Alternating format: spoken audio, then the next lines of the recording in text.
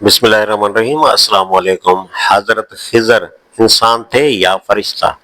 سوال تفہیم القرآن جلد سوم زیر مطالعہ ہے۔ حضرت خضر کا واقعہ اور آپ کا فٹ نوٹ نمبر 60 پوری طرح پڑھ چکا ہوں۔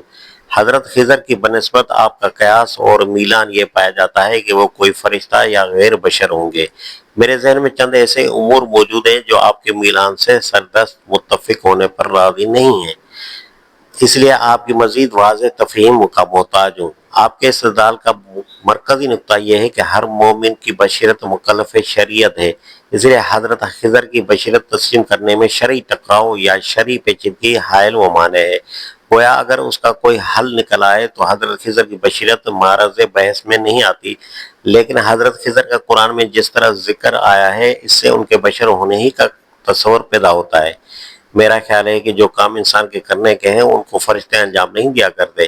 رضا الہی کسی انسان کے نفع و ضرر کے پیش نظر کسی فرشتہ یا کارکنان قضا و قدر کو کسی خاص مشن پر اسی وقت معمور فرماتی ہے جب انسان بالکل بے بس ہو جاتا ہے اور اس کی ساری توانائی اور اس کے تمام ذرائع و وسائل جواب دے جاتے ہیں۔ پھر ان کی قدرتی طور پر طریقے بھی انسانی طریقوں سے بالکل مختلف اور ممتاز قسم کی ندرت بھی رکھتے ہیں۔ کشتی کا تختہ توڑنے، لڑکے کو ہلاک کرنے اور گرتی ہوئی دیوار کو سنبھالا دینے کے لیے کسی فرشتے کی توانائی درکار نہیں ہوتی۔ یہ معمولی انسانی کام ہے اور ان میں وہ امتیازی ندرت بھی نہیں پائی جاتی جو غیبی کارکردگی کی طرف ذہن کو منتقل کر سکے۔ اس لیے کرنا یہی ہے کہ حضرت خضر بشر تھے، فرشتہ نہ تھے۔ حضرت موسیٰ اور حضرت خضر دونوں نے بستی والوں سے کھانا مانگا تھا، جیسا کہ جمع کے صحیح سے ظاہر ہوتا ہے۔ اس سے پایا جاتا ہے کہ وہ دونوں بھوکے تھے، دونوں کو غذا کی ضرورت تھی۔ اگر حضرت خضر واقعی فرشتہ ہوتے تو وہ کھانے کی ضرورت سے یقیناً بے نیاز ہوتے، کیونکہ حضرت ابراہیم علیہ السلام نے تلا ہوا بچڑا فرشتوں کی مہمانی میں پیش کیا تو وہ اس وجہ سے پیچھے رہے کہ کھانے کی حاجت سے وہ فطرتاً بے نیاز تھے۔ اس سے بھی یہی قرینہ پیدا ہوتا ہے کہ حضرت خضر بشر تھے، فرشتہ نہ تھے۔ بے قصور لڑکی کی ہلاکت صرف حضرت موسیٰ علیہ السلام جیسے حامل شریعت ہی کے لیے باعث حیرت اور تکلیف دہ نہ تھی، بلکہ ہر سلیم الفطرت انسان کی نظر میں بھی اس کی برائی واضح تھی۔ مگر اللہ کا حکم مل جانے کے بعد سوائے حکم ماننے کے کوئی گنجائش ہی کہاں تھی؟ یا اسی طرح حضرت ابراہیم علیہ السلام اپنی چہیتی اولاد کو اللہ کے حکم و اشارہ پاتے ہی ذبح کرنے پر آمادہ ہو گئے اور اپنی شریعت کا سہارا لے کر کوئی عذر پیش کرنے پر مائل نہ ہو سکے، جس کی روح سے بے گناہ اولاد کا قتل گناہ عظیم ہے۔ دونوں بزرگوں نے اللہ کے حکم کی تعمیل میں جس جرأت مندانہ انداز میں شریعت کے عام قاعدوں سے صرف نظر کیا، اس سے تو بظاہر یہی نتیجہ نکلتا ہے کہ عام طور پر احکام شریعت کی پابندی لازم ہے، مگر جب کسی شخص کو کسی خاص معاملے میں براہ راست اللہ کا حکم مل جائے تو اس کے لیے جائز ہے کہ وہ اس عام احکام شریعت سے ہٹ کر عمل کر سکے۔ ان بزرگان محترم کے طرز عمل اور انداز فکر کو سامنے رکھ کر بعد کے لوگوں کی کوشش سے متفق ہونے پر دل راضی نہیں ہوتا اور نہ حضرت خضر کی بشریت کا انکار کرنے پر مائل ہوتا ہے۔ اللہ تعالیٰ کی رحمت تو ہر چیز کو گھیرے ہوئے، مگر جب اللہ تعالیٰ اپنی کسی خاص رحمت کا ذکر ان الفاظ میں فرماتا ہے کہ ہم نے اسے اپنے پاس سے رحمت عطا کی اور اپنے پاس سے ایک خاص علم سکھایا، تو اس کی رحمت کی نوعیت اور وسعت تقریباً اسی پیمانے کی محسوس ہوتی ہے جو بعض نبی یا رسول کے لیے ہم نے اسے حکمت اور علم عطا کیا کے الفاظ میں پائی جاتی ہے۔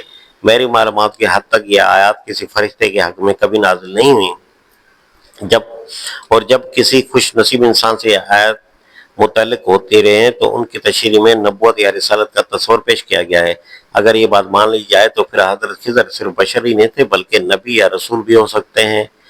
اللہ تعالیٰ نے جب کسی انسان کو اپنے کسی خاص علم سے نوازنا چاہا اور کوئی فرشتہ اس کا ذریعہ بنا تو خود فرشتہ ہی کو حاضر کیا گیا ہے۔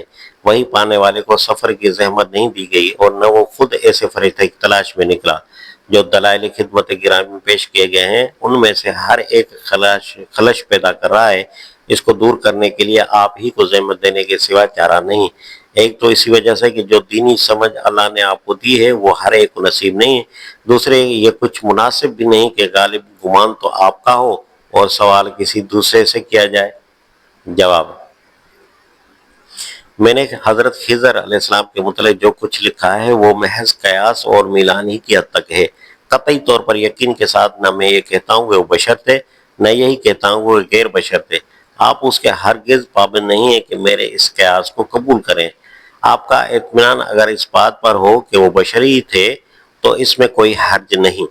آپ کا یہ خیال صحیح ہے کہ قرآن مجید نے جس طرح یہ قصہ بیان کیا ہے اس سے پہلی نظر یہی لگتا ہے کہ وہ انسان تھے، لیکن جو چیز ان کو انسان ماننے میں ہچکچاہٹ کا باعث ہے وہ ان کے وہ کام ہیں جو شرعی قوانین کے خلاف پڑتے ہیں، یعنی کشتی والوں کی کشتی توڑ دینا اور ایک بے گناہ لڑکے کو کسی گناہ سے پہلے ہی اندیشہ گناہ کی بنا پر قتل کر دینا۔ اس معاملے میں اگر حضرت خضر علیہ السلام کی بشریت کو اللہ تعالیٰ نے صاف الفاظ میں بیان کر دیا ہوتا تو ہم انسانوں کے لیے خدا کے احکام کی دو قسمیں تسلیم کر لیتے۔ ایک قسم کے احکام وہ جو شریعت میں بتائے گئے ہیں، اور دوسری قسم کے احکام وہ جو براہ راست کسی بندے پر شریعت کے خلاف نازل ہو۔ لیکن چونکہ واضح طور پر حضرت خضر کی بشریت کو قرآن میں بیان نہیں کیا گیا ہے، اور کوئی دوسری مثال بھی قرآن میں ایسی نہیں ملتی جو انسان کے لیے اللہ کے احکام کی دو قسموں کی طرف اشارہ کرتی ہو، اس لیے مجھے یہ بات زیادہ قرین قیاس محسوس ہوتی ہے کہ حضرت خضر کو غیر بشر مانا جائے۔ آپ نے حضرت ابراہیم علیہ السلام قصے سے جو دلیل دی ہے وہ تب درست ہوتی ہے اگر وہ واقعی اپنے بیٹے کو ذبح کر دیتے۔ اس صورت میں ہم یہ مان لیتے کہ اللہ تعالیٰ کسی انسان کو شرعی کے خلاف بھی حکم دیتا ہے، لیکن قصہ ابراہیمی میں اول تو صاف حکم یہ نہیں دیا گیا تھا کہ تم اپنے بیٹے کو ذبح کر دو، بلکہ خواب میں ذبح کرتے ہوئے دکھایا گیا تھا۔ اور دوسری اہم بات یہ ہے کہ اللہ نے ذبح کا فعل ہونے نہیں دیا، اس لیے یہ واقعہ احکام الہی کی اس دو طرح کی تقسیم کے لیے دلیل نہیں بن سکتا۔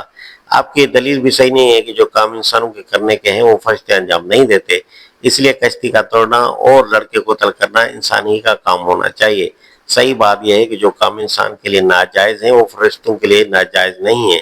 انسان کسی کے مال کو شرعی حق کے بغیر نقصان پہنچائے یا کسی بے گناہ کو قانون کے خلاف قتل کر دے تو یہ گناہ ہے، مگر فرشتے اللہ کے حکم کے تحت روزانہ لاکھوں انسانوں کو مختلف طریقوں سے ہلاک کرتے ہیں اور آئے دن قدرتی آفات کے ذریعے انسانی املاک کو تباہ کرتے رہتے ہیں۔ اسی اللہ کی تدبیر پر سے ذرا سا پردہ ہٹا کر حضرت موسیٰ کو دکھایا گیا کہ اللہ کے کارندے کن مسئلتوں کے تحت اپنا کام کر رہے ہیں، اور انسان کے لیے خواہ وہ حضرت موسیٰ جیسا عظیم الشان ہی کیوں نہ ہو اس کی حکمتوں کو سمجھنا کتنا مشکل ہے۔ حضرت موسیٰ اور خضر کے کھانا مانگنے سے بھی ان کے بشر ہونے پر دلیل درست نہیں۔ قرآن میں یہ صراحت نہیں ہے کہ حضرت خضر نے حضرت موسیٰ کے ساتھ گوا کے کھانا کھایا تھا۔ حضرت خضر کے لیے ہم نے اسے اپنے پاس سے رحمت عطا کی اور اپنے پاس سے ایک خاص علم سکھایا کہ الفاظ یقیناً ان الفاظ سے ملتے جلتے ہیں جو قرآن مجید میں انبیاء علیہ السلام کے بارے میں آئے ہیں، اور کسی فرشتے کے لیے ایسے الفاظ استعمال ہونے کی کوئی مثال قرآن میں نہیں ہے۔ لیکن ان الفاظ کی بنا پر حضرت خضر کا نبی و رسول ہونا تسلیم کرنے میں رکاوٹ نہ ہوتی اگر اس قصے میں کشتی خراب کرنے اور لڑکے کو قتل کرنے کا واقعہ نہ ہوتا۔ ان دو واقعات کی موجودگی میں ان کی نبوت تسلیم کرنے کے بعد تو یہ ماننا لازم آ جاتا ہے کہ کوئی نبی اس شریعت کے خلاف ہی احکام پاتا رہا ہے جو خدا نے اپنے تمام انبیاء کو دیے ہیں۔ اتنی بڑی بات مان لینے کے لیے صرف یہ بات کافی نہیں ہے کہ ان کے لیے رحمت اور علم کا ذکر انبیاء جیسا ہے، اسی طرح اتنی بڑی بات اس دلیل سے بھی نہیں مانی جا سکتی کہ فرشتے کو حضرت موسیٰ کے پاس بھیجنے کے بجائے حضرت موسیٰ کو فرشتے کے پاس بھیجنا ایک غیر معمولی طریقہ ہے۔ آپ کا یہ خیال بھی صحیح نہیں کہ حضرت خضر کو فرشتہ قرار دینا بعد کے لوگوں کی اپنی سوچ ہے۔ آپ کو یہ معلوم ہونا چاہیے کہ پہلے زمانے کے لوگوں میں بھی اس معاملے میں بہت اختلاف رہا ہے۔ حضرت خضر رسول ہیں یا نبی، فرشتہ ہیں یا کوئی ولی؟ مثال کے طور پر حافظ ابن حجر نے فتح الباری میں اس اختلاف کا ذکر کیا ہے اور آگے چل کر فرمایا ہے کہ سہیلی نے ایک گروہ سے یہ روایت نقل کی ہے کہ حضرت خضر فرشتوں میں سے تھے، انسانوں میں سے نہ تھے۔